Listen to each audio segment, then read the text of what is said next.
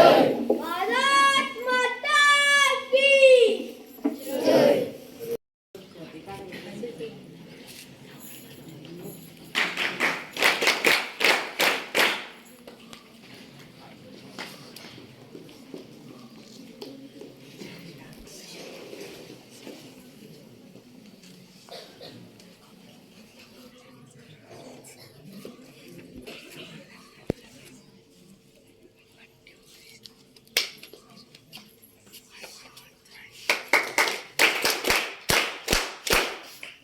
आजही लोकांच्या मनावर मुलगा हा वंशाचा दिवा आहे असे समजून मुलींना मुलांपेक्षा कमी समजले जात असे.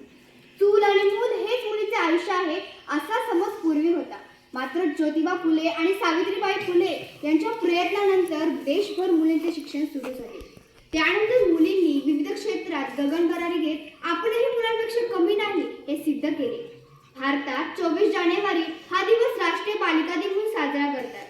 महाराष्ट्रात मात्र आद्य शिक्षिका क्रांतीज्योती सावित्रीबाई मुलगा मुलगी समान आहे. मुलींना मुलांच्या बरोबरीने हक्क मिळायला हवे.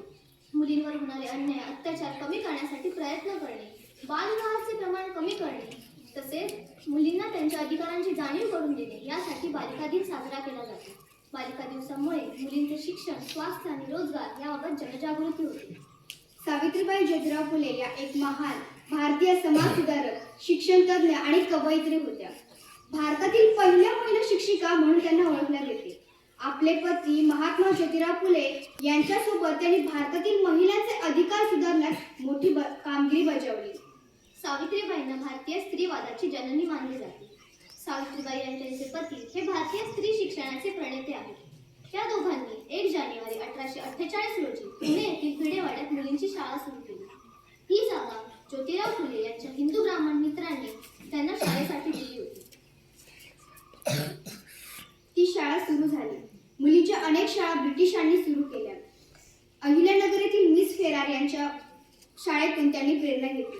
1847 मध्ये विद्यार्थी साहित्यिक आणि वैज्ञानिक दैवज्ञ ब्राह्मण म्हणजे सुवर्णकार समाजाचे मुंबईचे शिल्पकार नाना शंकर शेठ यांनी मुंबईच्या गिरगाव परिसरातील मुलींसाठी कमलाबाई हायस्कूल सुरू केले. ते अजूनही चालू आहे. याशिवाय पेरिचरण सरकार या बंगाली शहरात त्यांनी कालीकृष्ण गर्ल्स हायस्कूल नावाने शाळा सुरू केली. पारशी समुदाय मुंबईने देखील मुलींसाठी शाळा सुरू केली. तसेच हिंदू मराठे राजे भोसले यांनी सातारा येथे मुलींसाठी शाळा सुरू केली. मात्र सावित्रीबाई फुले ह्या भारतातील मुलींच्या ब्रिटिशकालीन पहिल्या शिक्षिका होत्या. त्या इंग्लिश शिक्षणाच्या पुरस्कर्त्याही होत्या. आम्ही सावित्रीच्या लेकी, आम्ही ज्योतिबांच्या लेकी, नका समजू आम्हाला